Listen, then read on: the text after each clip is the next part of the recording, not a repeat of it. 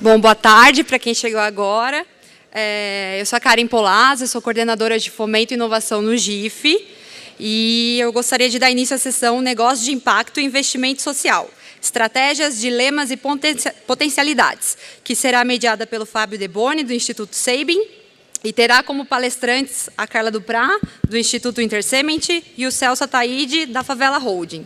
Após essa sessão, às 16 horas, nós vamos servir o coffee break no espaço de convivência lá no térreo. E também não se esqueçam de baixar o aplicativo do Congresso GIF nos seus celulares, com mais detalhes sobre o Congresso. A gente também tem informação que está passando aqui. E eu peço para vocês entrarem no índice, em programação, clicar na mesa, nesta mesa aqui, e que nós temos 3 perguntas para vocês irem respondendo ao longo da sessão. E vocês clicam, está escrito 3 pesquisas em cima, vocês clicam e vão ter as 3 perguntas para vocês responderem. Após responder cada uma, vocês clicam em enviar, porque daí a gente consegue ter os resultados. Tá bom? Então é isso, eu passo a palavra agora para o Fábio. Muito obrigada. Alô. Bom, boa tarde a todas e todos. Eu já vou devidamente apresentar aqui a Carla e o Celso. Agradeço a presença deles aqui no painel. Mas, para iniciar, eu queria chamar a Graziella, coordenadora de conhecimento do GIF, que vai contar um pouco da publicação que está sendo lançada hoje sobre a temática desse painel. Então, ela vai explicar em detalhes a publicação que cada um vai receber ao final do painel.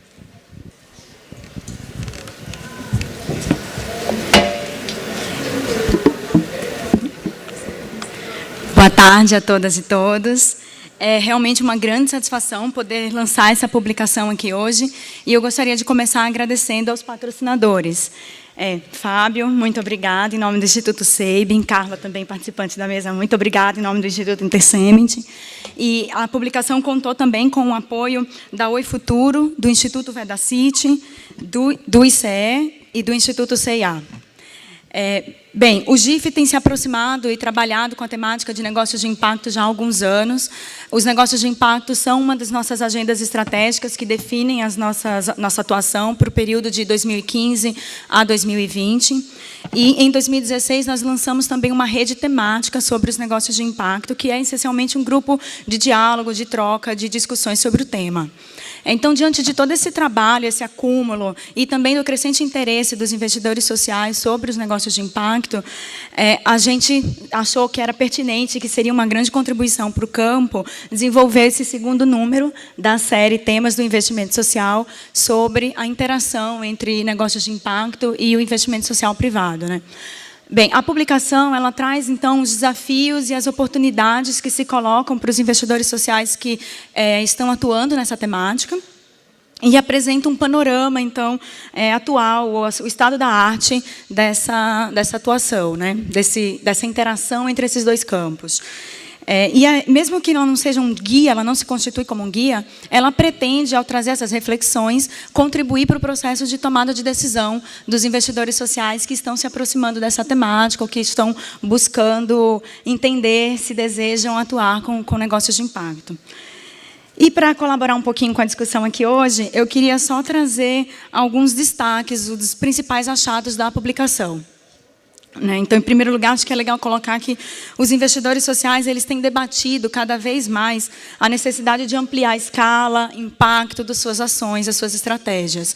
E, ao mesmo tempo, também a gente observa as empresas cada vez mais se repensando o seu papel na sociedade, repensando sua forma de atuar na sociedade. E, diante desse cenário, então, os negócios de impacto eles se colocam com um grande potencial de contribuir para isso, né?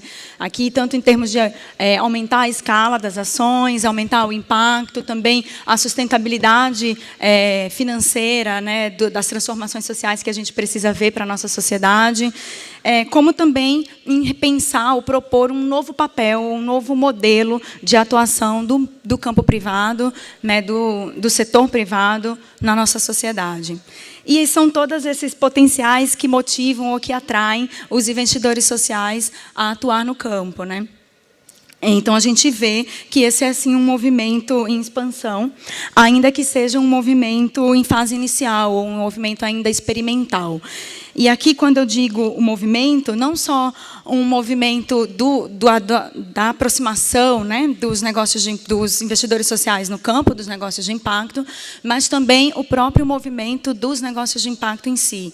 Então, isso é importante de colocar, porque a gente percebe que os resultados práticos mesmo, né, em termos de impacto, escala, inovação, eles ainda estão em processo de comprovação, né? Isso é importante da gente ter em mente quando a gente está se aproximando desse campo.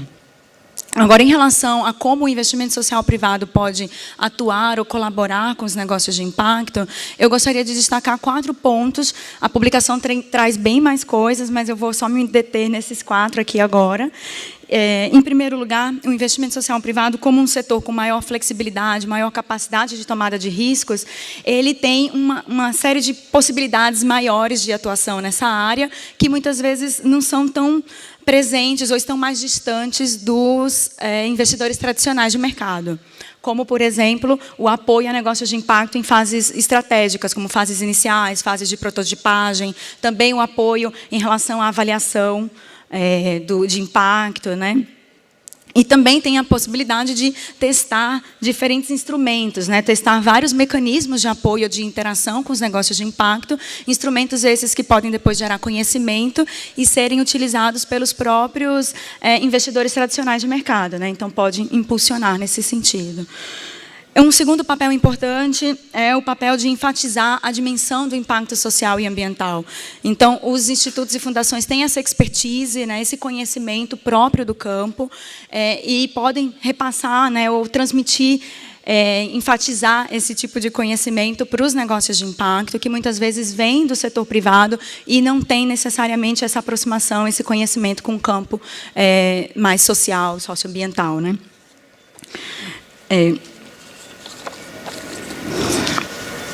Uma terceira função importante é o papel de fomentar o ecossistema como um todo de finanças sociais e negócios de impacto. E aqui eu estou citando exemplos como produção de conhecimento, articulação, o apoio aos intermediários, enfim, uma série de estratégias que estão disponíveis para os investidores sociais e que não tem necessariamente relação com apoiar um negócio de impacto específico, né, ou desenvolver um negócio de impacto, mas apoiar o ecossistema como um todo, né, o fomento do ecossistema. Um quarto papel importante é o papel de articulador do investimento social privado com outros atores. E aqui eu estou me referindo a os investidores sociais levarem os negócios de impacto para o poder público, para as empresas, para a academia, enfim, promoverem essa temática para outros atores do campo. E aqui também para as organizações da sociedade civil. Então, aqui tem um papel importante dos investidores sociais apoiarem as organizações a desenvolver modelos de negócio, por exemplo, né? E agora, para fechar, então, só pegando o gancho dessa relação com as organizações da sociedade civil, uma coisa que é importante de mencionar e que veio bastante na publicação e nas entrevistas que a gente fez, é a importância de reconhecer os negócios de impacto como mais uma ferramenta disponível à disposição dos investidores sociais e não como um caminho de futuro ou uma evolução do investimento social privado e das organizações da sociedade civil, né? Então, a importância da gente reconhecer as organizações da sociedade civil como um ator fundamental, né, para o nosso tecido social, para a nossa democracia, e daí vem a necessidade da gente ter múltiplas estratégias no campo do investimento social privado, que não necessariamente em uma organização específica, mas no campo como um todo, né? Bem, gente, era isso que eu gostaria de trazer um pouco para vocês hoje. A publicação tem muito mais coisa, tem várias outras questões que estão bem mais aprofundadas, mas era só um pouquinho dos destaques para a gente poder já soltar uma pinceladinha de curiosidade para vocês e contribuir um pouquinho aqui com o debate. Eu espero que a publicação contribua muito para o fortalecimento e aprimoramento do campo, que a gente consiga potencializar as oportunidades, se mantendo atentos aos desafios que a gente precisa superar. e assim a gente que possa fazer uma construção bastante positiva dessa inter-relação entre os negócios de impacto e o investimento social privado, né? Só avisar que a gente vai distribuir a publicação ao final dessa mesa e que ela também está disponível no Sinapse, que é a nossa biblioteca virtual. Então, acessem, distribuam, usem muito, usem e abusem da nossa publicação. E um ótimo debate a todos. Muito obrigada. Obrigado, viu? Então, ao final, a gente distribui a publicação. Queria fazer um agradecimento especial em relação à publicação, além dos patrocinadores.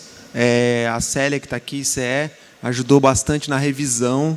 A gente releu várias vezes para poder chegar, né, num produto que a gente acha que está bacana. Então, acho que merece também esse destaque.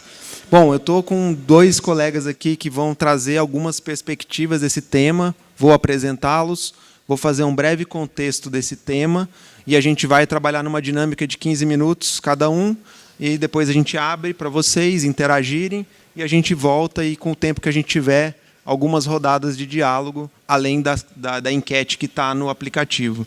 Então, apresentando devidamente agora os colegas, começa aqui com a Carla Duprá, diretora executiva do Instituto Intersemente e diretora de sustentabilidade da Intersemente, é membro do Conselho Consultivo da Fundação Loma Negra, do Instituto de Cidadania Empresarial, ICE, do Instituto Jatobás, CEAP, e diretora-presidente do Projeto Casulo.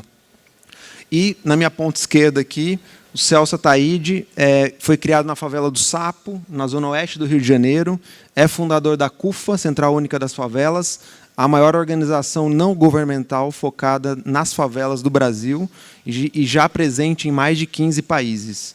É fundador da Favela Holding, a primeira holding social que se tem notícia. Atualmente, o Celso é CEO de 22 empresas, todas com ações em favelas e periferias. Considerado empreendedor social do ano de 2017 pela revista Isto É. A gente tem 2 colegas aqui que vão trazer perspectivas diferentes, eu já chego nelas para a gente poder fazer esse debate. Primeiro, eu acho que a pergunta que a gente começa esse debate, esse é um tema que está presente aí nas discussões, já é o 4º congresso do GIF, que esse tema tem uma presença no painel, na programação oficial. Então, de 2012 para cá, esse tema está presente com diferentes abordagens, mas ele está sempre na agenda. Então, já vem mostrando que é um tema que vem ganhando um espaço no hall das discussões entre investidores sociais privados. Se faz muito essa pergunta: modelos de negócio podem enfrentar problemas socioambientais? E, obviamente, essa pergunta já está respondida no mundo todo de que sim, eles podem encontrar maneiras de enfrentar alguns ou diversos desses problemas. Modelos de negócio vão resolver todos esses problemas? Evidentemente que não. Mas, em muitos desses, hoje a gente já tem soluções interessantes que dão conta dessa problemática. Partindo desse princípio, se coloca uma questão fundamental, que é como que institutos e fundações podem lidar com essa agenda nova, que não é tão nova assim, já é o 4º congresso que a gente lida com ela, mas é uma agenda ainda que a gente ainda não tem tanto conhecimento sobre ela. Então, a publicação do GIF, que a Grazi comentou, é um pouco um esforço de tentar mostrar qual é a fotografia que a gente tem hoje, qual é esse contexto, muito menos num trabalho de guia, de passo a passo, mas muito mais de quais são as questões que estão colocadas hoje na mesa para institutos e fundações que querem, de alguma maneira, se relacionar com essa agenda de negócios de impacto. Acho que esse é um primeiro ponto a ser colocado aqui. Ainda que seja um tema que está ganhando relevância e despertando interesse entre institutos e fundações, ele ainda é um tema pouco... são poucos os institutos e fundações que efetivamente estão atuando, estão colocando a mão na massa nesse tema. No último dado que a gente tem do censo GIF, de 2016, que foi a última edição, ele tem uma pergunta que colocava para os associados da rede GIF, que era se o seu instituto, fundação, empresa já atua com negócio de impacto, e a resposta foi, na média, de 42%.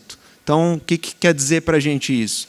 Que 42% dos associados da rede GIF, nós estamos falando hoje de pouco mais de 130 institutos e fundações e empresas, declaram que atuam com negócio de impacto. Essa é a resposta básica. Quando esse dado ele é aprofundado, o próprio censo mostra isso. O que quer dizer atuar com?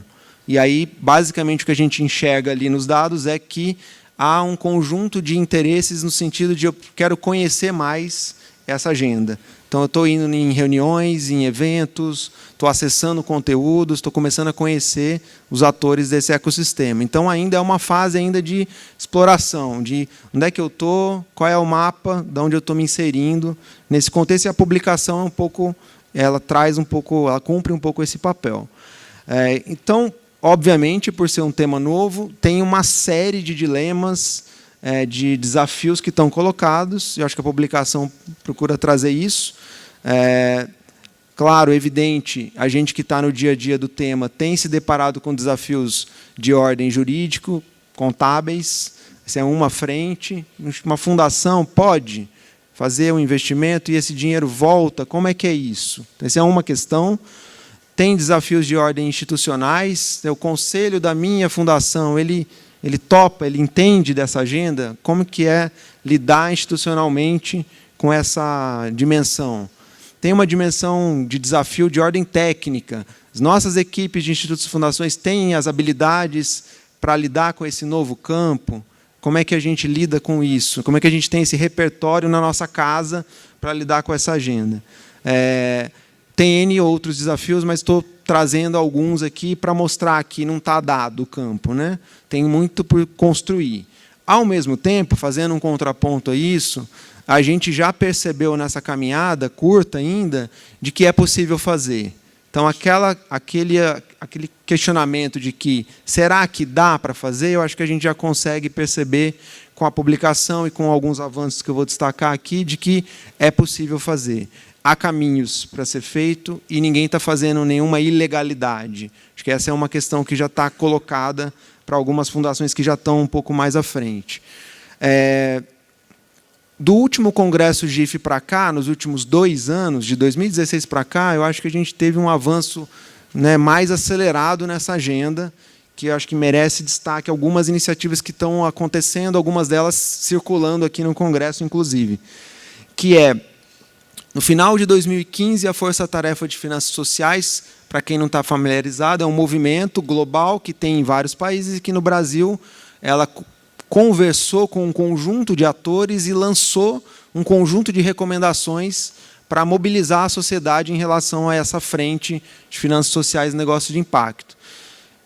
Outubro de 2015, segundo semestre de 2015, a Força Tarefa lança um conjunto de recomendações e isso começa a reverberar nos vários setores. Dentre essas recomendações, há uma que é para institutos e fundações. Como que institutos e fundações podem ter um protagonismo nessa agenda? Então, já na esteira dessa recomendação, o congresso passado, ele estava já lidando um pouco com esse desdobramento, e agora? Eu tenho uma recomendação endereçada claramente ao GIF e à sua rede. Como que essa rede lida e se apropria dessa recomendação? Então, além do lançamento da recomendação, a gente teve, no congresso passado, o lançamento de uma rede temática de negócio de impacto social, que é liderada pelo Instituto SEIM e pelo ICE. A gente, basicamente, tinha as recomendações e começou a desdobrar e a fazer debates, e, enfim, uma série de discussões, tentando enfrentar um pouco essa agenda. A rede temática está funcionando e segue, né, ativa nessa frente. Então, ela é uma rede que tem 2 anos. Nessa sequência, a gente também teve, meados de 2016, a criação de um grupo que se chama FIMP, que é Fundações e Institutos de Impacto. Temos vários colegas aqui, inclusive. É um grupo formado por 22 institutos e fundações que toparam se juntar para cada um colocar $10 mil, se constituir um fundo, entre aspas, um pool de recursos e testar como é que é fazer. A gente sabe fazer doação. Como é que é fazer garantia? Como é que é fazer empréstimo? Como é que é fazer dívida conversível? Como é que é fundações experimentarem essas novas ferramentas? Então, esse grupo está ativo, está rodando e está aprendendo um montão de coisa nesse universo, né, de investimento de impacto e de finanças sociais. Então, feito esse preâmbulo, né, nesses últimos 2 anos, a gente teve uma série de avanços nesse campo.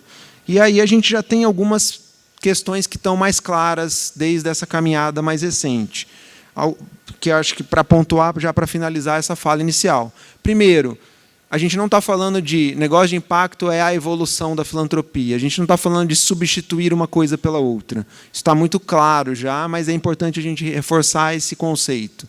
Negócio de impacto é mais um modelo. As finanças sociais e esses instrumentos todos são novas ferramentas que se somam àquelas que a gente já faz historicamente em institutos e fundações. Então, isso está muito claro. São ferramentas novas que a gente precisa aprender a manejá-las e elas vão se encaixar em cada organização, no contexto de atuação de cada um. Segundo, não existe uma bala de prata. Então, assim, não tem uma única porta de entrada que agora minha fundação entrou e atua com esse campo. É múltiplo, é complexo, cada um vai ter que achar diferentes entradas que conversem melhor com a estratégia da sua organização.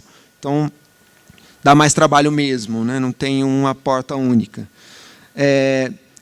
A gente precisa encarar o campo de finanças sociais e negócios de impacto como um todo, e não apenas os negócios de impacto.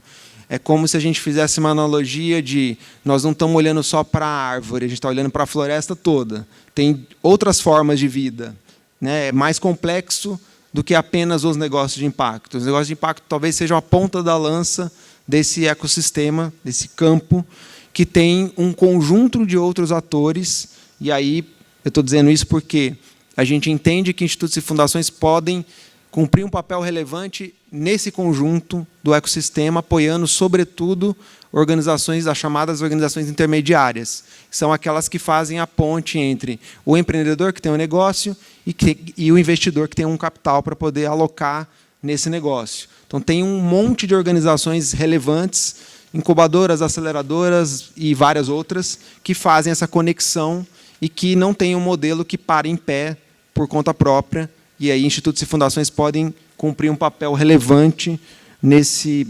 ambiente. Por fim, para fechar, a experiência do FIMP mostra para a gente o quanto é rico a gente aprender fazendo. Então, pôr a mão na massa, conjuntamente, várias fundações, dilui muito risco, empodera muito todo mundo que está envolvido na iniciativa e mostra que é possível fazer, aprender fazendo, testando, como é muito a praia dos empreendedores de negócio de impacto. Testa, erra, acerta, corrige, vai e volta. Não é muito o modus operandi nosso de institutos e fundações. Então, é legal poder aprender um pouco dessa dinâmica de testa, erra, volta, refaz, testa de novo e aprende com isso. Então, além desse contexto todo, dessas questões que a gente já percebeu, eu vou jogar a luz agora sobre duas delas para fazer um gancho com os nossos convidados aqui do painel, que também são questões muito presentes nesse debate, nessa agenda, que, de um lado, e aí trazendo aqui a conversa para a Carla, a gente parte do princípio de que o instituto empresarial, corporativo, em tese é mais fácil para um instituto corporativo, que é o meu caso também, lidar com essa fronteira de, olha, negócio de impacto é uma agenda que a empresa gosta, porque fala mais próximo da língua corporativa, então, portanto, o instituto empresarial ele consegue fazer melhor esse meio de campo internamente. Só que o que a gente quer trazer luz nesse debate é que nem tudo são flores. Tem uma agenda que o Instituto Corporativo ele faz para dentro e para fora. Então, ele tem um lado internamente, com a empresa, com o seu conselho, com a sua governança, e, ao mesmo tempo, como é que ele pactua ou repactua essa nova agenda com as comunidades, com as organizações da sociedade civil, com as quais, historicamente, ele já trabalhava. Então, não é tão trivial assim inserir novas ferramentas e equacionar isso. Então, de um lado, a gente, com a apresentação, com o diálogo aqui com a Carla, ouvir um pouco do Instituto Intersemente, como é que tem sido trilhar esse caminho na perspectiva do universo corporativo, e com o Celso aqui do lado de cá, jogando luz numa questão que está vindo com muita força, que são os chamados negócios de impacto periféricos, que é basicamente, em suma, os negócios de impacto são empreendidos hoje, de um modo geral, por pessoas brancas, bem formadas, né, da classe média alta, empreendendo soluções para a base da pirâmide. Tá, e como é que a base da pirâmide ela é protagonista nesse processo dela própria conceber, criar e colocar de pé os próprios negócios para a base da pirâmide? Então, do lado de cá, a gente vai poder dialogar um pouco na perspectiva do Celso, já deixando claro, não é um especialista, mas tem uma vivência prática fenomenal, como é que é esse lado da periferia, das comunidades, empreendendo soluções, qualquer que seja o modelo, mas nessa perspectiva. Então, a gente tem aqui dois recortes no diálogo, e eu vou começar aqui com a Carla, trazendo de novo, então, a luz aqui para o aspecto do Instituto Corporativo e como é que é esse meio de campo para dentro e para fora, e os desafios e as perspectivas. É isso. Eu não estou enxergando. Tem já? Ah, estamos? Nossa, aí você me avisa. Tá. Bom, primeiramente eu queria agradecer muito ao GIF esse convite de estar aqui. É bacana poder vir 2 anos depois, que a gente veio a primeira vez, falando um pouco sobre esse tema e também perceber quanta evolução teve nesse campo, também no conjunto dos institutos e fundações que estão associadas ao GIF, e também fazendo essa reflexão de como houve algumas evoluções também dentro da nossa atuação como instituto e companhia, né? Então, eu tenho o privilégio de trabalhar numa companhia que se chama Enter Cement, e estar hoje à frente do Instituto, que foi criado 3 anos atrás, fruto do trabalho de vários colegas que estão aqui, até na plateia. Então, eu só surfei a onda, né, quando ela estava na crista. Mas também foi um momento, talvez, mais desafiador da própria companhia, né, que dentro desse setor de construção civil, assim como várias outras companhias aqui, nos últimos anos, né, tem sofrido um pouco aí com os seus resultados. E isso tudo eu acho que nos moveu a colocar em prática talvez uma tese, né, de que o investimento social privado dentro de uma companhia pode mobilizar uma série de outros recursos. Então, hoje, a nossa companhia está presente em 8 países, 40 comunidades, e tem uma força de trabalho de mais de 7 mil funcionários, né? Nós somos 5 pessoas no Instituto. Então, a nossa necessidade até para gerar impacto é à medida que a gente consegue colocar também a serviço das causas, né, essa rede, essa força da própria companhia. Nesses 8 países que a gente atua, a gente está em 2 escalas, né? A gente tem países que estão com IDH médio-alto, e temos o 6º país mais pobre do mundo dentro da nossa carteira, que é Moçambique. Então, essas realidades também, onde a gente atua como companhia no país, mas também dentro do país, e esse é o próprio desafio aqui no Brasil, também mostra essas realidades, né, de desenvolvimento bastante desiguais. E reconhecendo, né, que esse contexto, então, muda, e a gente pensar um pouco como que a gente inova para aumentar a escala do impacto que a gente quer gerar, né, e como é que a gente acessa os novos bolsos da companhia. Teve um conselheiro nosso na Fundação Loma Negra, na Argentina, que fez uma pergunta, acho que muito perspicaz, né, e colocou o bode na sala. Falou, bom, a partir da produção e distribuição de cimento, como é que você pode pensar na redução da desigualdade, mas a partir do que você faz como negócio, né? E aí a gente começou a pensar nisso em 2 perspectivas. A gente herdou uma carteira de projetos e uma estratégia de atuação de um outro instituto. Então, a gente tem uma área que trabalha desenvolvimento comunitário, que é realmente olhar para aquelas cidades onde a gente está presente com a nossa atividade econômica. 80% delas são pequenas e médias, bastante dependentes da nossa presença. E aí a partir de um modelo de atuação que tem bastante articulação e endereça alguns temas, como primeira infância, educação básica, oportunidade para jovens, a gente começou a olhar também um pouco para os resultados dos investimentos que tinham sido feitos e, novamente, repensando o que a gente pode fazer, ou tem algum outro jeito complementar de investimento para a gente endereçar algumas dessas problemáticas. Um primeiro investimento que a gente fez no ano passado foi num negócio social que se chama For You Too, é uma escola de idiomas, né, de inglês, que se inspira no modelo de intercâmbio. Então, vêm intercambistas do mundo inteiro que sejam fluentes em inglês, não precisam ser nativos, precisam ser fluentes com seus diversos sotaques, porque essa é a realidade, né, de falar inglês hoje, e topam passar 6 meses ou até 1 ano ensinando dando aulas de inglês, mas na verdade de conversação, e com isso, alguns dos resultados que nos impressionaram, por isso um investimento aí de risco que a gente fez, foi ver que para jovens de baixa renda, que começam, em alguns dos casos, trabalhando em redes hoteleiras ou, por exemplo, fast food, etc., depois de 1 ano e meio de inglês, 2 vezes por semana, a um custo de R$60 mensais,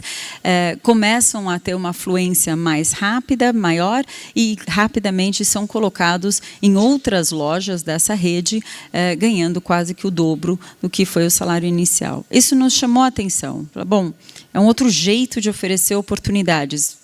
Resolve todos os problemas? Lógico que não, mas é uma contribuição que a gente não pode ignorar, e hoje a gente está, então, investindo no modelo de empréstimo mútuo, né, em 2 escolas que estão sendo, que já abriram as portas, em Pedro Leopoldo, perto de Belo Horizonte, e em João Pessoa, e, no pior dos casos, o recurso retorna em 30 meses, no melhor dos casos, isso retorna em 18. E aí nos permite, como Instituto, não só aprender, né, com toda essa experiência, mas também a questão do retorno financeiro começa a abrir uma outra possibilidade nossa para uma atuação com um recurso, vendo que a nossa própria companhia, que sim é a proveniente mantenedora principal do nosso instituto, vai levar alguns anos para começar a recuperar seus resultados de forma mais expressiva, né?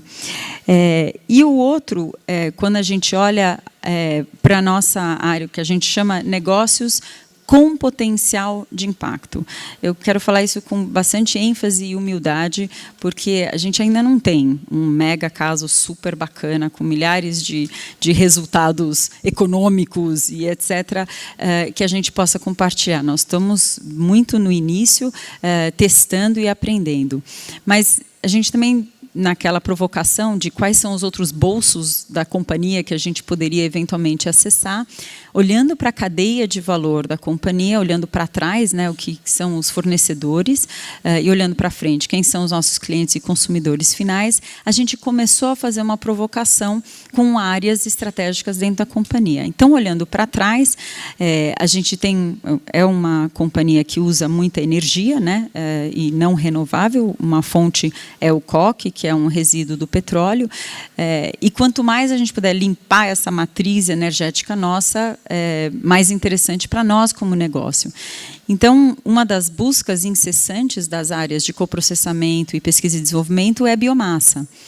Então, a gente trouxe um pouco a provocação de, será que é possível a gente montar uma rede de pequenos agricultores para, eventualmente, serem fornecedores desta biomassa num percentual que faça sentido para eles e que faça sentido para a companhia, no primeiro momento, até com uma ação afirmativa, né? Então, vou comprar desses produtores para ver se essa roda gira, e no compromisso que nem que o coque seja doado, né, de graça para um fornecedor chinês qualquer, a gente não abriria a mão desse contrato que seria firmado com esses pequenos agricultores.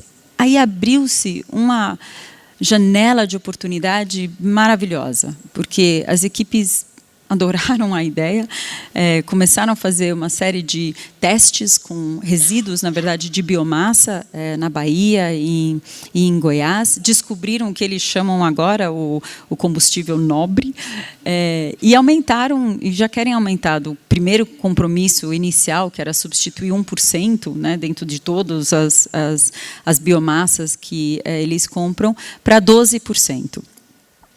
Isso significa que uma rede hoje potencial de 2.000 produtores lá na Bahia e 4.000 em Goiás poderiam ser esses fornecedores a partir, claro, de um tempo agora de organização e capacitação também para que essa biomassa seja fornecida regularmente na qualidade que precisa. E aí é que entra a parceria do Instituto, né? O investimento social privado vai ser utilizado nesse momento para ajudar a organizar essa rede de fornecedores, e a companhia está fazendo contratos que são milionários, né, com esses produtores, fomentando a economia local, pagando impostos locais para isso, e que a gente acredita que é esse ciclo mais virtuoso de atender uma necessidade real da companhia e também gerar, então, um benefício desses novos, agora, fornecedores dessas duas plantas, né? Potencialmente, temos 14 em atividade hoje no Brasil e as outras nos outros países, né? E olhando para a outra ponta, que são os nossos clientes ou consumidores finais, né? Quem manipula no final um saco de cimento é um pedreiro, né? Uma pedreira, e hoje esse consumidor final é invisível para a nossa companhia. A gente vende para o distribuidor, aí o distribuidor, né, que vende. Agora, ao mesmo tempo, 80% do que a gente vende em Moçambique, 70% no Brasil, é o consumo formiguinha, né? E aí é que a gente entrou nesse espaço de reformas de moradias consideradas inadequadas. Dois outros concorrentes nossos têm estratégias lindas. A Cemex tem, acho que o case mais bonito, né, dos últimos 30 anos dentro desse espaço. A Lafarge-Holcim tem a estratégia de affordable housing, que também é muito bacana. E a gente está aprendendo dentro desse espaço da moradia digna. Então, nisso a gente fez uma diversificação também de experiências para aprender, né? Tem uma compra de um equity numa startup que chama Vivenda, que oferece uma solução completa para o morador, né, que quer fazer uma reforma, um projeto, a execução, o financiamento, e aí parcela o pagamento dessa reforma, né? Dando cada vez mais acesso a quem, no fundo, a gente está brigando por uma alocação do bolso também desse cliente, né? Que acaba parcelando vários outros bens de consumo, então por que não também comprar uma reforma? E alguns outros 2 pilotos que a gente está aprendendo ainda no estágio inicial, na Argentina e em Moçambique, que tem aí também uma série de outros parceiros vindo junto. Então, eu acho que, para concluir, você pergunta um pouco sobre dilemas, né? Eu tinha uma chefe que sempre falava, são escolhas, renúncias e concessões, né? Então, quando a gente olha para o nosso orçamento, hoje 15% do nosso orçamento está alocado nessa estratégia de negócios com potencial de impacto. Isso já passa a recomendação da Força Tarefa, que é alocar 5%, né? Então, mas, sem dúvida alguma, a gente está ainda numa carteira com projetos de financiamento não reembolsável, né, acontecendo, e a gente está aprimorando essa visão e essa estratégia junto ao Conselho e às equipes, mas sendo bastante pragmática e realista, como um instituto ligado a uma empresa que não tem nenhum incentivo de criar um endowment ou nada disso assim significativo. A gente está tentando responder aquela pergunta do nosso conselheiro na Fundação Loma Negra e engajando as áreas da empresa para que elas também nos ajudem a encontrar essas respostas e, na verdade, se apropriarem, né, dessas respostas e da própria pergunta. Obrigada. Bom, muito bacana. Acho que trouxe algumas questões para depois a gente explorar no debate. Agradeço aí, Carla. Eu vou tocar aqui a bola para a ponta esquerda. A gente tem o Celso. E como é que é, Celso, você hoje ter 22 empresas no Favela Holding? Conta um pouco para a gente desse universo. Bom, boa tarde para todo mundo. Na verdade, eu queria fazer antes queria fazer um pedido de desculpas a você que, na verdade, quando eu fui convidado para poder vir para cá, fazer essa fala, eu condicionei ele do seguinte: você precisa dizer que eu não sou especialista nesse tema. Ele, não, mas eu não preciso dizer isso. Você precisa dizer, porque eu não quero criar uma expectativa de que eu sou o cara do impacto social, eu nem sei o que é isso. Aí ele disse, não preciso dizer, mas, enfim, ele disse, mas por tudo que você disse também, então também não tem especialista, porque, na verdade, a gente está começando uma trajetória para entender o que é isso, e é importante, na verdade, que todo mundo precisa entender um pouco para poder ver como é que esse impacto se dá, inclusive na ponta.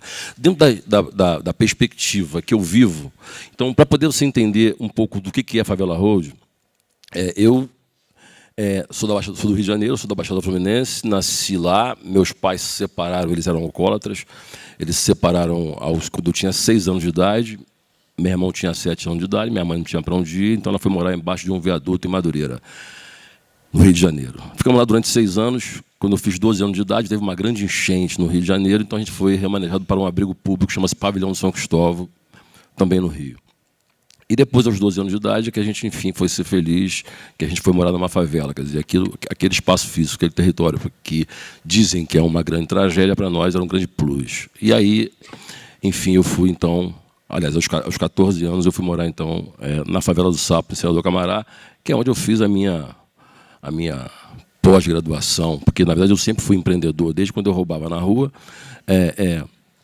E depois, quando eu fui para a Favela do Sapo, eu trabalhava numa rinha, não era de gente, não era de gado, era de gente, e vendia cachorro-quente, cuscuz, bala no trem, e depois voltei para Madureira, para onde eu tinha vivido durante 6 anos, para poder ser camelô em Madureira. E aí volto novamente continuo o meu trabalho de empreendedor, só que na época sócio da Nike e sócio da Adidas. Que eu vendia pirataria, na verdade, né? Então, eu comprava aqui em São Paulo, no Brás Moletom, levava para o Rio de Janeiro e pirateava. Fui preso uma vez por conta disso e descobri que a pirataria tem um nome técnico, que é contrafaccionismo. Bacana isso, né? Enfim, eu, então, comecei a fazer as festas de camelô embaixo desse viaduto. Então, foi meu primeiro encontro com o viaduto onde eu havia morado durante 6 anos. Meu irmão foi assassinado, e eu começo, então, a fazer festa, bares de charme, embaixo desse mesmo viaduto. Os bailes de charme, na verdade, tinham como objetivo fundamental os pretos dançarem, se divertirem sem brigar, a nossa grande marca. E eu achava que aquilo era muito pouco para o que eu queria. E passei, então, a trabalhar com hip-hop. E passei a empreender também nesse espaço físico, nesse viaduto também empreendia, porque eu vendia cerveja, embora fosse aberto, e era como que eu conseguia a minha grana para poder pagar as pessoas que trabalhavam lá. E foi, então, na verdade, trabalhar com o movimento hip-hop. E aí eu achava que aquele discurso ele era muito mais próximo daquele discurso que eu tinha aprendido na Favela do Sapo, com um cara que era um traficante que queria que eu fosse revolucionário. Ele até na época me deu um livro chamado Guerra e Paz, de Tolstói, queria que eu lesse esse livro, eu não tinha ido da escola nunca, então não sabia ler.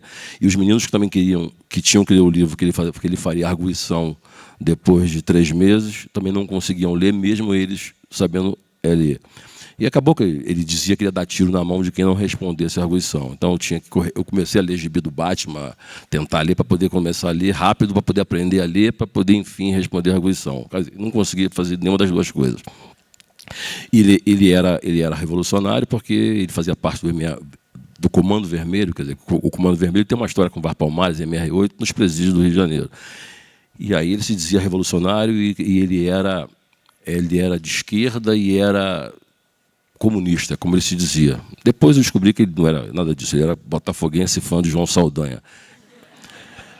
E aí ele se dizia comunista, mas, enfim, acabou que ele não deu tiro na mão de ninguém, o tempo passou, a gente foi vivendo e a gente foi tocando a nossa vida. E eu, como eu queria ser revolucionário, então eu resolvi trabalhar com hip-hop, porque eu achava que tinha um discurso muito mais próximo do meu. E aí passei a empresariar várias bandas de rap, como Racionais MCs, MV Bill, de quem eu sou até hoje empresário, enfim, tantos outros. E era um discurso muito afiado, muito potente, só que, ao mesmo tempo, eu percebia que a imprensa dizia: olha como é que o Mano Brown é um gênio, olha como é que o MV Bill é um gênio.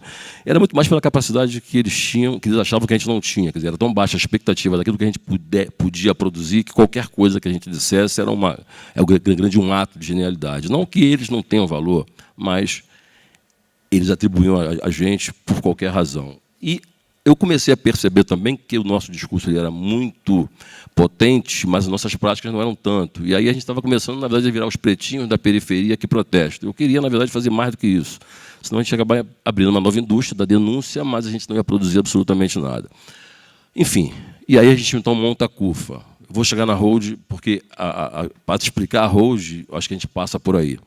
E aí a gente então começa a criar a CUFA, e a CUFA passou a ser uma instituição que começava nesse viaduto, depois na rua, depois na Cidade de Deus, e foi criando braços. Em algum momento a gente começa a fazer reuniões para 30 pessoas, era um grande acontecimento, mas o acontecimento maior das nossas reuniões era tentar marcar a próxima reunião. Quer dizer, quando a gente conseguia marcar a próxima reunião, quer dizer, bacana e tal. Isso foi crescendo, e hoje a CUFA está, enfim, está em 27 países, está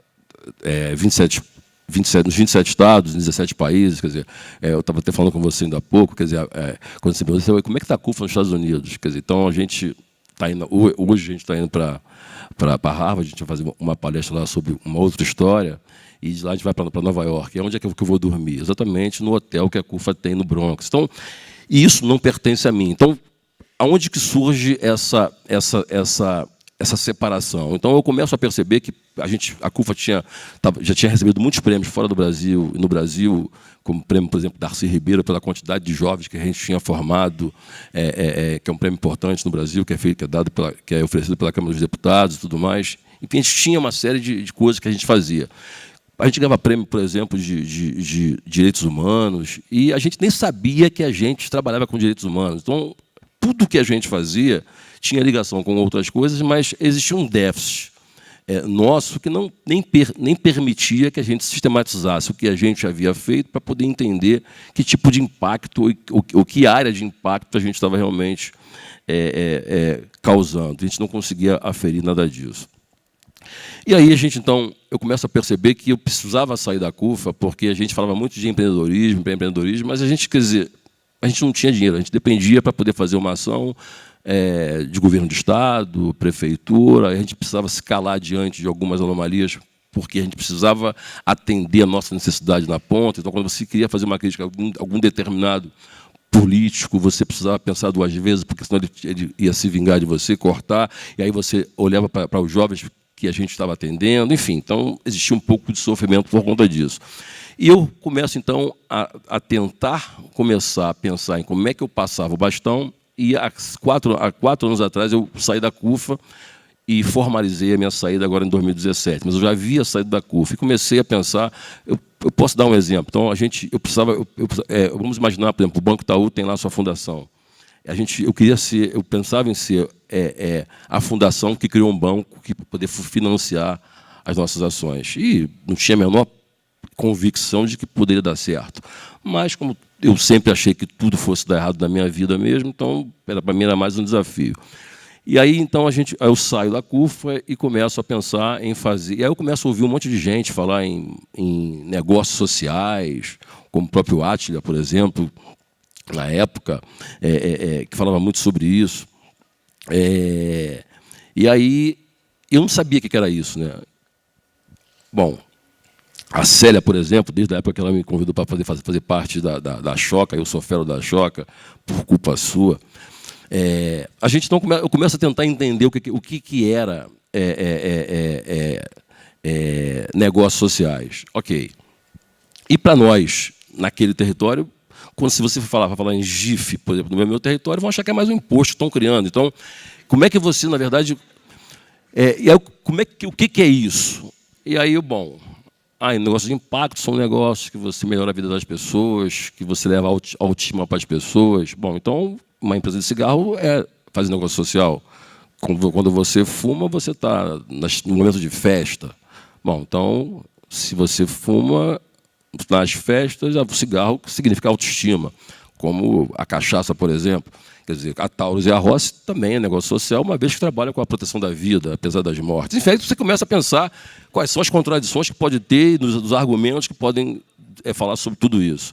Eu digo, então é o seguinte, então eu vou criar uma hold social. Vai ser uma série de negócios em que todos esses negócios juntos serão uma hold social. Eu fui para a internet, não existia esse nome em lugar nenhum, nem social hold social, registrei. E eu tinha alguns parceiros com quem a CUFA tinha relação. Um deles era a Procter & Gamble, a P&G. E aí a gente começa... Eu dizia, por que vocês trabalham com a CUFA? Porque a gente quer ter relacionamento com o território que vocês trabalham, nas favelas. Quer dizer, eu chamo de favela aquilo que o IBGE chama de aglomerado subnormal. E aí, se for pensar no IBGE, estão falando de 14 milhões de pessoas. Só que quando o IBGE não coloca a Rocinha, a Cidade de Deus, por exemplo, nesse número, pelo critério dela, então esse número ele é maior do que esse número. E ainda considerando esse número de 14 milhões de pessoas, estão falando de uma economia de 80 bilhões ano, que é o que consome, portanto, é o que produz as favelas brasileiras. Ainda assim, considerando esse número mais baixo. E aí eu vou, então, convido a P&G para entender esse mercado, monto uma distribuidora, que é a Favela Log. E aí a gente, então, passa a distribuir os produtos da Procter & Gamble dentro das favelas. E isso passa, na verdade, a dar muito certo. Hoje a gente distribui várias empresas, a Natura é uma delas, por exemplo. Criamos um programa que chama-se Recomeço, que são as pessoas que saem do cárcere, que entregam esses produtos, por exemplo. Então, esse programa atende algumas das empresas que a gente trabalha. Esse é um desses negócios. Só para você ter uma ideia, algumas empresas elas querem entregar na favela, não pode. Não pode porque tem medo, porque tem um percentual maior de roubos e tudo mais, e elas entregam para uma consultora, num posto de gasolina, num shopping center, num estacionamento, ou no meio da rua, e elas levam esse produto para casa. Uma vez que a gente coloca essas pessoas para trabalhar, e é a CUFA que faz toda essa organização através da Hold, que é a sua parceira, isso cai a zero o roubo, obviamente, não pela promiscuidade que existe entre nós e esse território, mas pelo respeito que existe e que você está empregando aquelas pessoas, sobretudo aquelas que vêm do cárcere. Então, você dá uma oportunidade para elas e elas passam... A gente sai de 56% de efetividade desse negócio, que era a margem que se tinha, e a gente chega a 99%. Então, hoje a gente ganha prêmios por conta dessa entrega. E aí, isso não era uma hold ainda, era só um negócio nessa hold, e a gente, então, começa a pensar em trazer novos negócios para essa hold. Então, a gente cria várias SPEs, então, é uma hold convencional, e com várias SPEs, né? Sociedade de Propósito Específico, e aí tem empresa de logística, tem empresa de passagem aérea, por exemplo. A favela vai voando, como é que funciona o mercado aéreo? Você pode comprar uma passagem aérea numa empresa aérea direto ou numa consolidadora. As maiores do Brasil são a GapNet e a Flytour. Então, eu monto uma operação, eles começam a pensar em montar uma operação para a classe C, D e E, e eu monto uma operação somente para as favelas. Nós não vendemos essas passagens na internet, a gente vende apenas em loco, então, só no Rio de Janeiro hoje a gente tem 204 agências de viagens, só para você ter uma ideia, na Rocinha a gente vende mais de R$200 mil por mês de passagem aérea, e esse morador, que é o dono efetivamente do negócio, ele recebe 10%, então ganha R$20 mil por mês. E nós, enquanto Favela Hold, a gente ganha 6%. Então, o valor é 16% que é o que fica. E nós fazemos a gestão desses 6%. Então, hoje eu estou morando em São Paulo para começar a fazer o plano de expansão. Então, muitas dessas empresas, elas hoje tentam fazer plano de expansão em cidades de 30, 40, 50, 100 mil habitantes, quando elas não conseguiram acessar ainda nas grandes metrópoles esses territórios. Então, há certamente uma necessidade, existe uma série de lugares virgens que não foram explorados da forma que deveria ou que poderia, mas a gente também sabe que é preciso que esses territórios também se organizem para que possam responder, porque senão eu só consigo falar favelês, quero falar com as empresas, que fica uma guerra da porra entre o diretor de marketing, diretor comercial e o social, que por não se entendem, aí você fica brigando, ou esperando a briga entre eles, em que, mas vai dar dinheiro para esse pessoal? Não estou dando dinheiro, estou investindo. Então, essas empresas elas estão muito mais, mesmo aquelas de impacto, elas estão muito mais preocupadas com o resultado financeiro do que com o impacto. Elas esquecem que elas precisam, na verdade, nesse momento, viabilizar esse processo de avanço e consolidação para depois, sim, buscar o resultado disso, e aí é preciso ter esse entendimento, assim como eu acho importante que esse encontro aqui esteja acontecendo, mas a gente precisa lembrar que a população do Brasil, por exemplo, é de 54% de afrodescendentes, em que eles consomem e produzem 40% da economia compatível a 1,6 trilhão de reais por ano. Portanto, na verdade, e os não negros, 60%.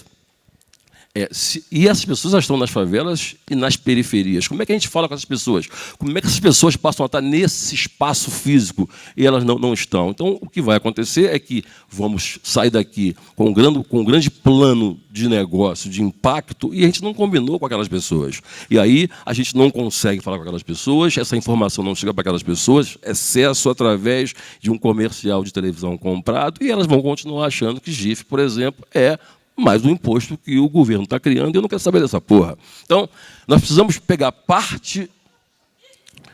desculpa, né, gente? Então, é preciso pegar parte do recurso que se investe aqui, por exemplo, e começar a criar grandes congressos também com esses empreendedores comunitários, para que elas possam falar no mesmo nível. Eu me lembro quando eu comecei a fazer uma parceria com a Rede Globo, de quem a gente é sócio em alguns projetos, e é parceiro no país inteiro.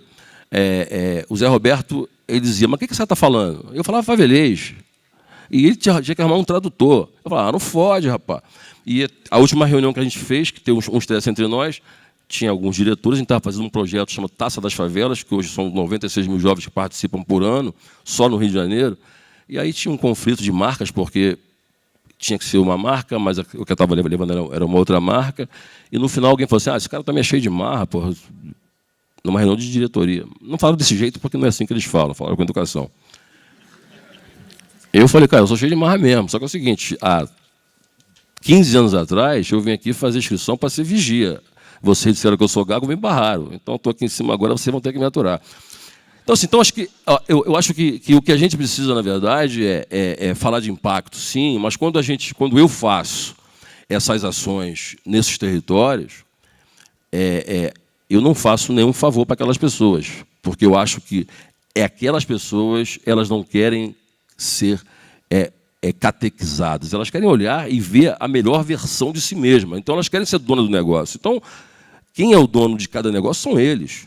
Eu sou apenas uma ponte entre eles e o mercado. E eles deixam, pura e simplesmente, de consumir, continuam consumindo, melhor dizendo, eles continuam consumindo, só que agora eles passam a fazer gestão daquilo que eles consomem e os seus pares passam a dar valor a isso. Então, eles não estão apenas reproduzindo uma lógica do consumo, eles estão agora fazendo parte do processo.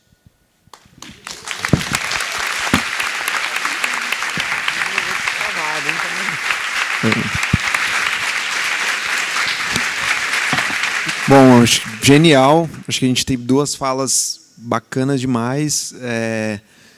Lembrar vocês que a gente tem no aplicativo uma enquete, vai ficar disponível o congresso todo. A leitura é longa, mas é só fazer um xizinho nas respostas. Então, deixa aberto, deixa o convite de novo. E eu queria agora abrir.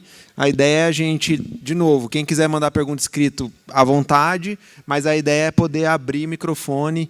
Então, aqui, levanta a mão e a gente já vai indo.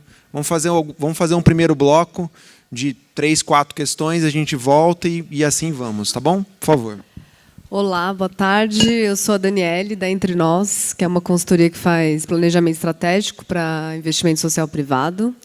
Estou adorando a mesa, 2 ótimos representantes. O Intersementes é muito bem falado, aí, que é quem está na vanguarda do investimento de impacto, né?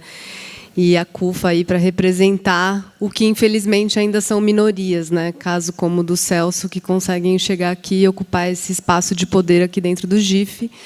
Então, muito bacana. E a minha pergunta é justamente nesse sentido, porque hoje a gente vê que ainda são pouquíssimos institutos que transitam nesse tema, como você muito bem abriu, né? Ainda é um tema há muito a ser explorado. E menores ainda a quantidade daqueles que estão investindo na formação de pessoas que estão vivendo nesses territórios de alta vulnerabilidade social, que elas empreendam seus negócios de impacto. eu tenho um negócio de impacto, estou empreendendo outro, né? Mas eu sou colega de universidade do Fernando, da Vivenda, e eu acho que é muito fácil para a gente, no local de privilégio que a gente está, abrir negócios de impacto, né? Porque a gente tem acesso a redes de poder, a todos os nossos privilégios. Então, eu quero ver, né, lançar essa visão, esse chamado para que os institutos apostem na criação de negócios de impacto que emerjam desses territórios. A gente participa de um, orgulhosamente, mas eu queria fazer esse chamado, na verdade, é uma provocação, e saber se vocês conhecem outros casos para que outros Celsos apareçam por aí, porque é disso que a gente precisa, né? Vamos ouvir também, por favor. Ela já me deu o gancho para fazer o merchan aqui. No ano passado... Foi o ano passado? Eu sou a Adriana, desculpa, da Feira Preta. No ano passado, em uma das edições do Força Tarefa, a gente trouxe o tema de falar de investimento de impacto social da base da pirâmide, também para a base da pirâmide. A gente criou o protótipo, que foi a coalizão de um fundo chamado EdTodos, e numa lógica de edital, quando a gente fala edital, de convocatórias, edital fulano, e o EdTodos, um fundo vocacionado da base da pirâmide para a base da pirâmide. Então, está aberto para quem quiser investir na base da pirâmide, para a base. Mas a outra coisa que eu queria colocar também, e você traz muito na sua mediação, falando dessa representatividade do empreendedor, dessa narrativa de ser um homem branco que cria uma solução para a base da pirâmide. Será que não está na hora também da gente mudar a palavra público-beneficiário para usuário da solução? Porque, para existir esses negócios de impacto, precisa existir esse público, esse usuário. E, quando fala em público-beneficiário, é sempre numa lógica de escassez, de que a gente precisa ser salvo, e a gente não precisa ser salvo. A gente já tem uma solução, também opera em muitas soluções. Eu acho que precisa mudar, começar a mudar essa narrativa. E mesmo nas campanhas de comunicação, as empresas que investem nesses negócios, procurar, não dá mais para centralizar em alguns cases. Então, a gente elenca alguns cases que são os pontos de luzes e fica naqueles cases e não muda. Precisa descentralizar. Se negócio de impacto, a gente fala numa lógica de disrupção, de descentralização, não pode usar modelos antigos, modelos tradicionais. E aí fica aqui uma inquietação em relação a parar com essa palavra de público beneficiário. Obrigado. Tem mais perguntas nessa primeira rodada? Então, eu vou trazer de volta aqui. Vou começar... perdão. Sou Luciano, da Fundação IOSP.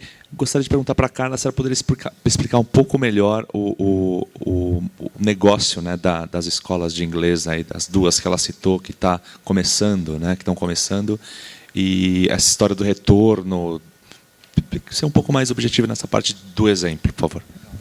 Mais alguma, gente? Não? Então, vou voltar e depois a gente faz mais uma nova rodada. Já vou começar com a Carla, então, com essa, e se ela quiser comentar alguma das duas colegas. Então, a For You Too é uma startup, né? Foi criada por um rapaz de Niterói, que veio estudar na USP e entrou em economia e viu que todos os livros eram em inglês e falou, meu Deus, como é que eu vou fazer isso? E aí ele começou a interagir com alunos que frequentaram a USP, já fazendo mestrado e etc., estrangeiros. E ele, claro, é um menino completamente ponto fora da curva, né? E aprendeu um autodidata, né? Só na interação assim com esses alunos, a falar inglês, enfim. E aí ele teve esse insight, né? Ele falou, puxa vida, normalmente as oportunidades para intercâmbio estão restritas, novamente, né, a quem está no topo da pirâmide, né? Como é que eu faço essa experiência de intercâmbio chegar a um maior número de pessoas que poderia aproveitar isso? Então, ele copiou mesmo o modelo de intercâmbio para fazer uma escola de inglês bem baixo custo, né? As escolas de inglês, em geral, elas vendem seus materiais didáticos, né? No final das contas, se a pessoa termina o curso de inglês e fala inglês, quase nem é medição de sucesso, né? E ele queria inverter essa lógica. Então, o que é incrível é que, ao fazer um chamado para pessoas que estão estudando fora, né, que falem inglês fluentemente, e que querem ter uma experiência de imersão numa comunidade de baixa renda no Brasil, né? A última chamada que ele teve era para 100 desses professores, ele teve mais de 1.200 inscrições vindo voluntários, são voluntários buscando isso. Ele tem um diferencial, que é o que os voluntários falam, quando você vai se voluntariar, fazer uma experiência de intercâmbio social, normalmente você tem que financiar tudo, né? E ele remunera esses alunos, tem esse recurso para a estadia numa casa de uma das pessoas da comunidade que quer ter um aluno desses, e com isso ele reduziu super o custo de operação. Né? Porque você não precisa ser um CLT professor. Você é um facilitador da língua, é um estudante intercambista que ganha uma bolsa. E com isso, toda a parte de material didático, etc., ele usa aplicativo na ideia da educação adaptativa, né? Então, você faz a sua prova, vê que você é mais ou menos bom numa coisa e ruim na outra. Então, todos os exercícios que você vai ter para fortalecer aquilo que você não é tão bom e eu tenho outras habilidades, então vai ser adaptado para as nossas necessidades, e é naquela lógica, você tem que fazer os exercícios antes de ir para as aulas, e as aulas são conversação. Então, você imagina, tem um caso lindo, a gente foi conhecer os professores, são jovens, fantásticos, né? Então, tem um russo que está apaixonado pelo Brasil, aí ele passa um tempo fora dele, se reaplica, volta, enfim. Ele fala um ai em português, né? E todos os alunos lá não falam ai em russo, né? Muito menos, né, em inglês. E depois de 3 semanas, estamos lá, né, se comunicando de alguma forma. E o que é bacana é a visão de que não é só o inglês, né? É trazer o russo, o belga, o sul-africano, o moçambique, enfim, da onde for, para fazer essa interação. O modelo que a gente instituiu com eles, então, é de uma dívida simples, na verdade, um empréstimo mútuo, né, simples, de 30 meses. A gente investiu R$240 mil, então é no back office de 2 escolas, são 120 mil para cada uma delas. Aí a ideia é franquia mesmo, sabe? Tem tudo igualzinho, o nome, o logo, a estrutura interna. A escola mais próxima daqui é no Campo Limpo, é fantástica. É um ambiente super gostoso, né, para ter aula e tal. E é isso. Ele vai cobrar, obviamente, as mensalidades, e com isso, com o número, eu acho que é de 100 alunos, tem um break-even, e tudo acima disso aí já vira um retorno desse investimento, no pior dos casos em 30 meses, no melhor dos casos em 18 meses. A gente escolheu 2 cidades para fazer isso, que tem características até para a gente facilitar assim, um pouco o êxito, né, que é Pedro Leopoldo, perto de Belo Horizonte. É uma cidade pequena, 70 mil, mas está muito próximo do aeroporto, inclusive de Cofins. E João Pessoa, que tem fila de espera dos intercambistas querendo ir para João Pessoa, quando você mostra as praias e tudo mais, né? Então, é genial, sabe? É genial. E quando estiver em pleno funcionamento, pode ter até 1.000 alunos cada uma das escolas, né? Expliquei? E comentar que esse caso que a Carla comentou aqui, ele passou por um processo de aceleração, né, em incubadoras, Quintessa, né, estava envolvido, e outros colegas de outros que tiveram ou têm ainda necessidade de apoio de institutos, fundações e outros, né? Assim, a aceleradora não ganhou em cima do negócio para ele chegar num ponto de ter condição de conversar lá com o InterSummit. Então, assim, eles tiveram que ralar muito, e tem ainda que ralar até hoje a aceleradora para conseguir ter negócios. E eu estou dialogando um pouco com a questão da Adriana de a gente ampliar, ter mais negócios, mais empreendedores, mesmo esses hoje do centro rico, urbano, ainda são poucos. E aí eu vou pegar o teu gancho para trazer a pergunta aqui para o Celso, que é: como é que a gente pode ampliar, Celso?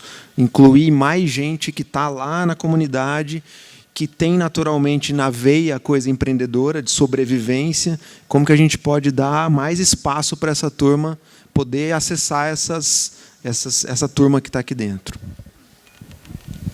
Então, em relação ao que ela disse, eu concordo com você plenamente, até porque, para a gente poder mudar o olhar, a gente precisa começar por aqui.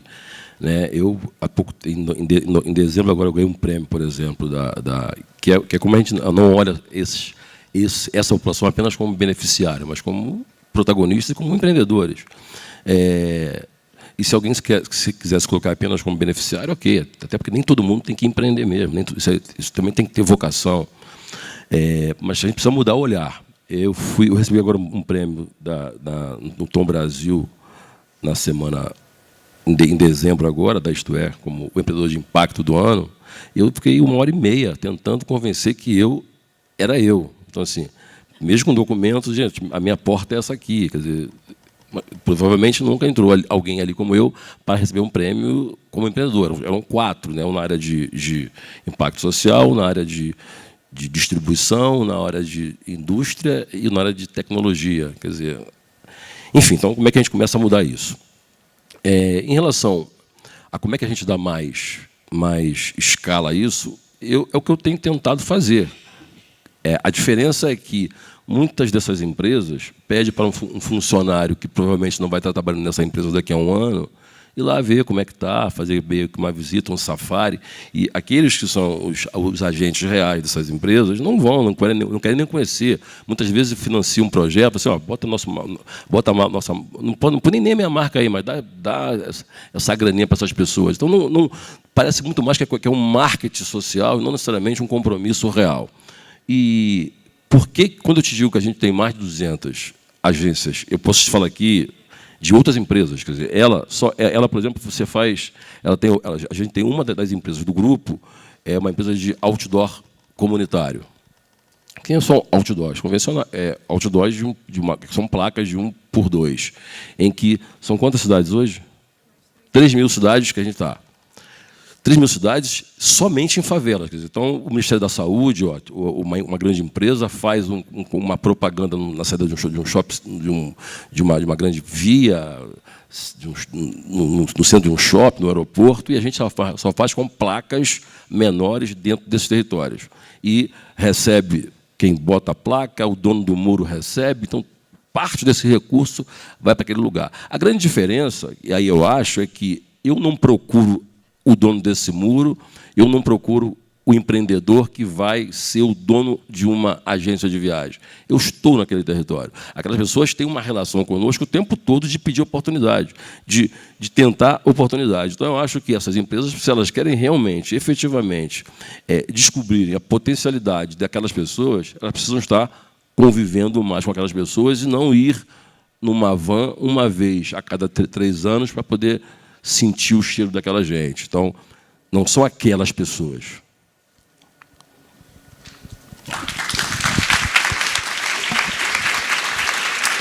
Antes da gente antes da gente terminar o painel, a gente tem que terminar às 4. Eu queria abrir para ver se tem mais alguma última rodada aqui, e aí a gente já encerra com as considerações finais e as respostas das perguntas. Tem 2 aqui, né? Por favor. Boa tarde. Parabéns pela organização desse painel, muito rico. Do ponto de vista, são 2 perspectivas de 2 realidades absolutamente distintas, mas que convergem no âmbito do empreendedorismo social com uma linguagem de aproximação. Meu nome é James Marins, eu estou representando aqui a Rede de Investidores Sociais de Curitiba e região, e também represento o Instituto Legado de Empreendedorismo Social. E a minha pergunta é no seguinte sentido: assim como o Celso, até hoje, parece que tem dificuldade de se sentir empoderado enquanto empreendedor social, qual é a linguagem que nós temos que ter para chegar nesses empreendedores? Como é que nós temos que chegar? Celso, como é que a gente traduz empreendedorismo social em favelês? Como é que a gente chega? Porque é muito difícil, nós às vezes somos teóricos, eu sou professor, eu escrevo no assunto, eu tenho uma dificuldade muito grande de encontrar esta linguagem de aproximação com o local onde estão efetivamente empreendedores sociais que são capazes de transformar o mundo. O Instituto Legado do Empreendedorismo Social já capacitou em empreendedorismo social mais de 110 organizações de propósito social em todo o Brasil, gratuitamente. E a gente percebe que a grande dificuldade ainda é essa, é fazer com que o empreendedorismo social seja percebido como uma linguagem de aproximação. Muitas dessas organizações com as quais nós trabalhamos, trabalham nas comunidades. Mas esta ideia deste empreendedor, que de alguma forma está contribuindo para si mesmo, e através dessa contribuição para si mesmo contribui para a sociedade, ainda está muito difícil de ser assimilada. Então, como é que nós podemos contribuir sob o ponto de vista da capacitação, sob o ponto de vista da educação, sob o ponto de vista da formação e do empoderamento dessas pessoas para que elas se percebam mais cedo do que você, Celso, enquanto empreendedores sociais?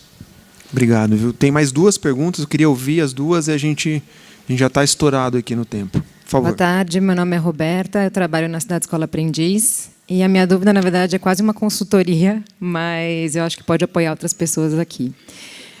A Cidade Escola Aprendiz promove educação integral, direito da criança e do adolescente e cidades educadoras. E ao longo dos 21 anos que a gente trabalha, uma das expertises que a gente desenvolveu foi comunicação de causas. E a gente tem sido muito acessado por institutos, fundações, às vezes até empresas, para que a gente desenvolva campanhas ou produza conteúdos junto com elas, mas para causas delas, que estão em diálogo com a gente, mas que não são necessariamente do core da organização. E aí, ouvindo a palestra, eu fiquei pensando se faria sentido a gente, então, abrir um negócio social que desenvolveria esses projetos em conjunto para arrecadar fundos para o aprendiz poder desenvolver projetos que são core dele. E aí, então, a pergunta fica, faz sentido a gente pensar desse jeito? Se fizer, quais são os desafios e quais são os benefícios em fazê-lo? Obrigada. Obrigado, viu? Tem mais uma última. Obrigada. Acho que é aquelas que estão aqui. Por favor. Queria uma pergunta para você. Enfim, eu sou do Rio de Janeiro. A gente está vivendo um problema muito sério, né, no Rio de Janeiro. A questão da ocupação dos territórios pela milícia e pelo tráfico. Queria entender como, que desafios o seu negócio tem e que enfrenta dentro dessas comunidades, que enfim, tem esse domínio outro, paralelo de uso relativo aos negócios. Obrigado, viu? Tem uma última e a gente encerra. Obrigada, rapidinho. Bom, meu nome é Evelyn, faço parte da Yunus Social Business aqui no Brasil, então aí como um desses intermediários, né? Como você bem comentou. A minha pergunta é para a Carla. Eu queria entender, dentro desse campo de experiência que você comentou, como que vocês estão enxergando o que é medida de sucesso ou de eficiência do investimento, entendendo que a partir do momento que você está olhando para negócios como For You Too e Vivenda, você vai ter o olhar do negócio e vai ter o olhar do impacto. Então, na visão do Instituto, o que é um sucesso de investimento nesses casos e também o que seria um sucesso de investimento em negócios que são menos maduros, né? Esses 2 casos que você falou já são negócios que estão aí rodando e faturando há um tempo. Mas como é que você vê o sucesso, uma medida de sucesso também em negócios que são menos maduros?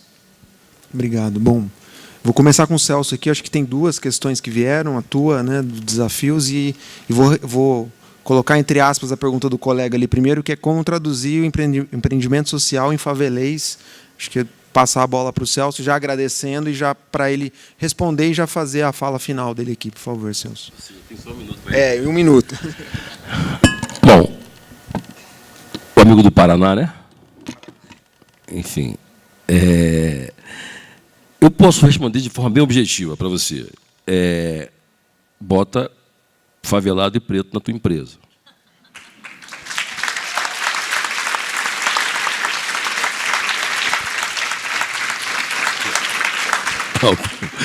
Esse povo está botando pilha, tá vendo?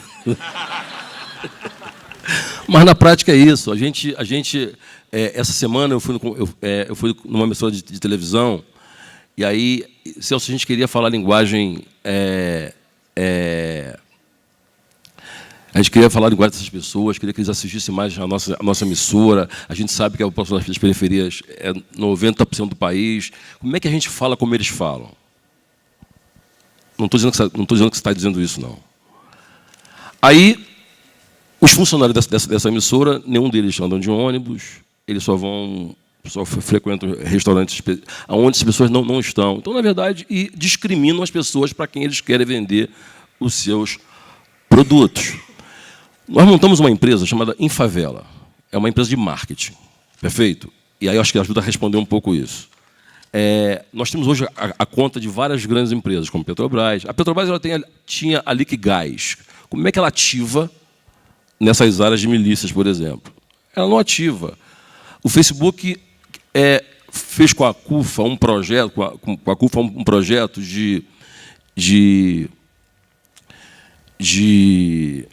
chama-se Maratona Facebook de Empreendedorismo. Quer dizer, como é que os empreendedores das favelas potencializavam os seus negócios através da ferramenta Facebook. Então, montamos um curso e fizemos isso em vários estados, inclusive em algumas favelas do Paraná.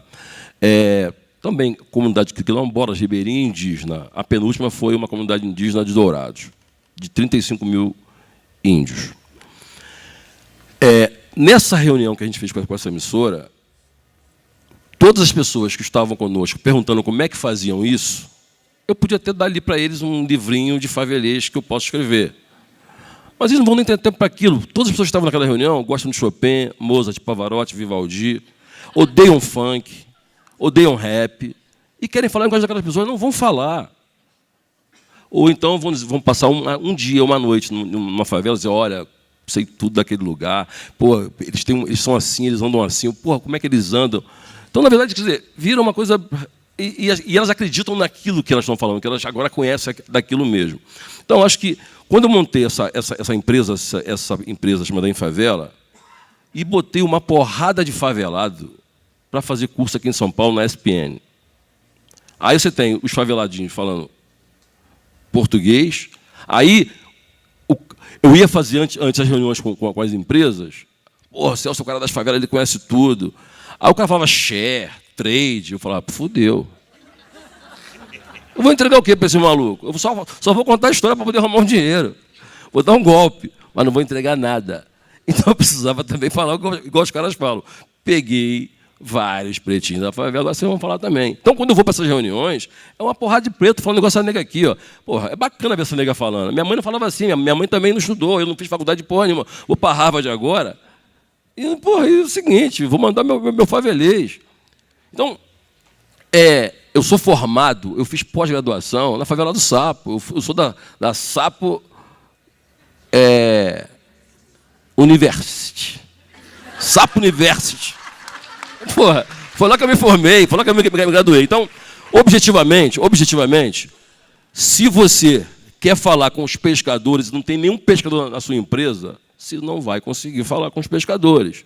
Então, se você quer falar com aquelas pessoas, tenham parte daquelas pessoas dentro da tua corporação. Do contrário, vocês vão ficar brincando de cachorro e gato esse tempo todo. E não adianta dizer, mas é difícil encontrar os pretos. Procura, porque eu procuro.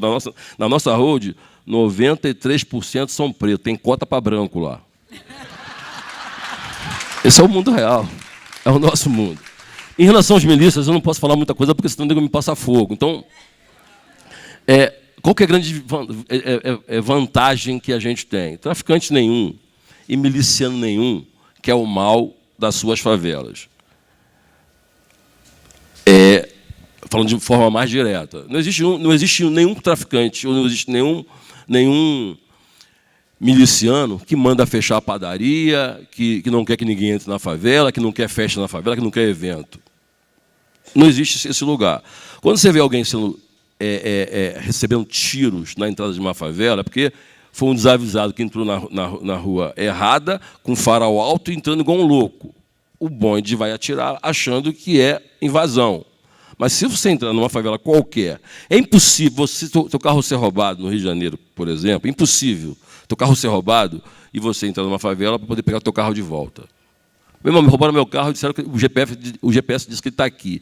Ninguém vai te matar. No máximo, vão pedir um resgate do teu carro. Não estou dizendo que isso está certo. Estou dizendo para você que ninguém vai te matar por conta disso. Mas tem essa ideia. O que eu quero dizer com isso é o seguinte. O meu negócio, se eu montasse franquias de padaria numa favela, pode ser que o miliciano pegue R$50 com o dono da padaria, mas ele não se envolve com o nosso negócio, não se envolve com quem está entregando mercadoria. Eles, na verdade, quanto mais negócios tem nas favelas, mais a favela pulsa comercialmente. Isso não é ruim para ninguém que mora ali. Então, no fundo, as pessoas vendem droga porque elas querem as mesmas coisas que vocês individualmente ou coletivamente querem. Migrar socialmente. Se você disser para alguém de uma favela, olha só, você, a partir de hoje você não pode mais vender droga. Tu vai ter a concessão a partir de hoje da Ambev. Só pode vender Ambev aqui você. A partir desse dia, esse cara não vende mais droga. Esse cara vai vender Ambev, porque ele quer dinheiro, ele não quer vender droga. A droga é a forma como ele consegue dinheiro. Porque a luta ali é pela economia. O que vai acontecer é que, a partir do dia seguinte, vai ter uma guerra porque algum outro traficante vai querer tomar aquela concessão que ele conseguiu. A guerra vai continuar. Obrigado, Celso. Bom, eu vou fechar aqui com a Carla. A gente estourou o tempo, fechamos. Bom, então, só me despedindo de vocês, eu não quero deixar conselho nenhum, até porque, enfim, se eu fosse conselheiro, eu abriria mais, seria a 23ª empresa da Road. Não vou, mas eu acho que é só um toque que eu acho que é importante para vocês, que eu não sei quem são, mas eu acho que deve ter empresário aqui, deve ter também alguns 71 também aqui, tem de tudo aqui, na verdade, mas eu acho que a gente só precisa ter... Vai dizer que não tem 71 aqui em São Paulo, pelo amor de Deus. Só nós, só eu e você, pelo amor de Deus. O que eu acho é o seguinte, na favela tem dinheiro, mas vocês não podem apenas pensar no dinheiro que tem na favela, que vocês precisam pegar. É preciso a gente, na verdade, ter uma relação com aquele território de sustentabilidade, que as pessoas não... Senão a gente está simplesmente destruindo aquele território, destruindo aquelas pessoas e automaticamente destruindo o negócio de vocês. A favela tem dinheiro, sim, são 78,4 bilhões, que é o que gera de recurso naquele lugar anualmente hoje, números corrigidos. Mas se a gente não conseguir dividir a riqueza que a favela gera, a gente só vai continuando dividindo a miséria que a elite tem gerado esses anos todos. Obrigado. Queria, para a gente fechar, passar para a Carla. Tem uma pergunta de sucesso ali e ela também fazer o fechamento dela. Bem rapidamente, o que é medida de sucesso? Ótima pergunta, é um monte de coisas, mas no fundo é você ter sustentabilidade, né, econômica, etc., quando a gente não tiver mais, né? Então, a vantagem de trabalhar numa empresa de cimentos é que ela normalmente vai ficar, né, uns bons 80 anos, 100 anos, né, naquela localidade. Então, ela pode se permitir pensar ao longo prazo, mas, claro, dentro de uma crise como a gente mesmo está sofrendo, a gente teve que fechar 3 operações, né? E aí o que fica, né? O que a gente conseguiu deixar lá que, independente da gente estar, continua rolando, né? Então, uma resposta bem rápida, né, para isso. A questão do aprendiz, né, e o negócio social, eu acho assim, muitas organizações sociais já muito antes desses buzzwords, né, aparecerem e tudo, sempre tiveram a preocupação de ter um braço gerador de renda, né? E eu acho que o salto para pensar isso como um negócio exige um pensamento de negócio. Então, se é para ser mais uma fonte de renda, eu acho que muitas organizações têm trilhado isso, mas se for pensar como, olha, aqui a gente vai pegar esse nosso conhecimento e achar um mercado para isso, e aí a gente tem que pensar ele também com a cabeça de negócio, né? Tem que ter meta, tem que ter... E mais importante disso, na verdade, é ter a pessoa, o empreendedor, né, da sua organização que vai empreender o negócio. E, normalmente, não são as mesmas pessoas, né, a mesma equipe, que está fazendo a atuação social. Eu vivo isso, que eu também estou numa organização social que tem milhares de desafios de sustentabilidade financeira. Não é uma resposta para nós, pelo menos nessa organização, buscar negócio. Então, eu acho que o sucesso que a gente tem visto ainda de algumas é ter a pessoa, o empreendedor certo, a equipe certa, que pense isso do ponto de vista de negócio mesmo, mas o que depois vai reinvestir os resultados dessa atividade na própria organização, que é um pouco a linha, né, que a Yunus também já tem aí vários exemplos mundiais onde isso está dando muito certo, né? Então, o que eu queria só terminar aqui, né? Eu acho que feliz o nome impacto, né?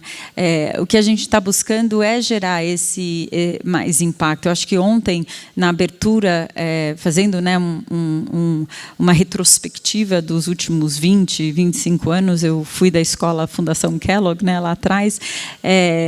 É um pouco frustrante mesmo, né? Pensar em todo esse tempo, toda essa mobilização de recurso e ainda tanto desafio social que não foi necessariamente endereçado do jeito que tinha sido talvez vislumbrado lá atrás. Não é uma conjuntura, é tudo muito complexo, mas eu acho que coloca novamente os institutos e fundações num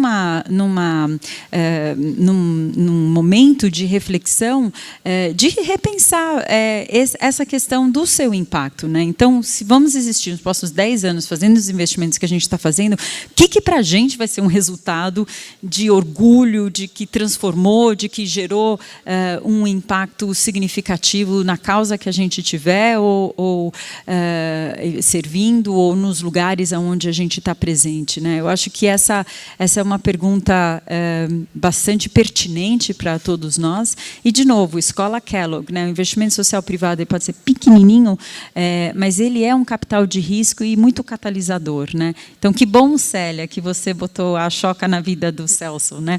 Que certamente, de alguma forma, acelerou esse processo, esse potencial todo, e poder estar aqui compartilhando todos esses seus aprendizados e ser uma inspiração mesmo para a gente, eu acho que é uma evidência, né, de que o investimento social teve impacto, né?